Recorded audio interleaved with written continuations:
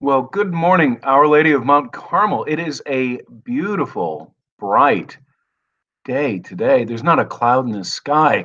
It's the kind of day that I'm sure got you out of bed this morning and helped you to move right into your prayers, giving thanks for the many blessings that have been poured out on us already on this wonderful day. Um, have you ever started a project or just gotten involved in something without any expectation that it would become important to your life, that it would make much of a difference, right? I mean, maybe you joined a friend to play a game, and then before you knew it, that game became a big part of your life. Or maybe you started studying something that became so interesting to you that it became the most important thing that you began to study, and maybe you want to develop some real expertise in it. I remember reading about someone who, as a child, discovered a fossil and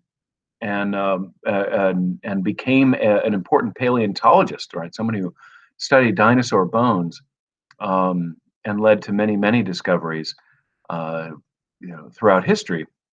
Well, I was reminded of that as I was reflecting on today, May 13th. This is a big day in the history, not only of the United States of America, but in the history of the world. It was on May 13th in 1607 that the adventurers with the Virginia Company landed and settled on the western shore of the James River in what is now the Commonwealth of Virginia. This was the beginning of the settlement of Jamestown. 104 men and boys stepped off of the Discovery, the Susan Constant, and the Godspeed, and they knelt in prayer, their first act in the New World. And they began an adventure that changed the world as they settled the Commonwealth of Virginia, or what became the Colony of Virginia, and then um, led to the development of the United States of America and the world as we know it today. Um, an extraordinary thing. John Smith, as you know, was sort of the military leader of this adventure. Later on this year, he was captured by the Powhatan tribe. There was a confederacy of tribes, and he was captured by them. There was some concern that he was going to be killed in the conflict with the Native Americans. And lo and behold, all those things that we've read, they're actually true. There's a reason there's so many stories told, the reason there are films made and books written. It was because Powhatan's daughter, Pocahontas, pled on John Smith's behalf that he was spared. And as a result, the Virginia Company and Jamestown survived. They would have almost certainly have been destroyed had Pocahontas not prevailed for John Smith's life. And then, of course, it was only a couple of years later that John Rolfe arrived and began the work of developing tobacco farming here in Virginia. And this changed everything for Great Britain.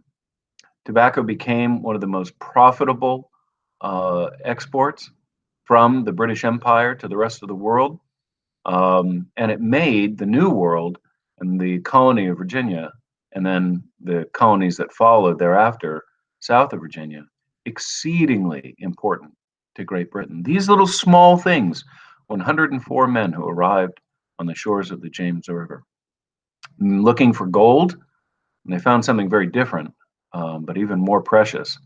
This is sometimes the way that the Lord uses our lives. We start with one small thing in mind, and He uses it to accomplish His purposes in something much larger. So that may even happen to you today on this anniversary of the settling of Jamestown. It may be that today, in what you're reading, what you're studying, you will discover something that will put you on a path that you can never anticipate where it might lead.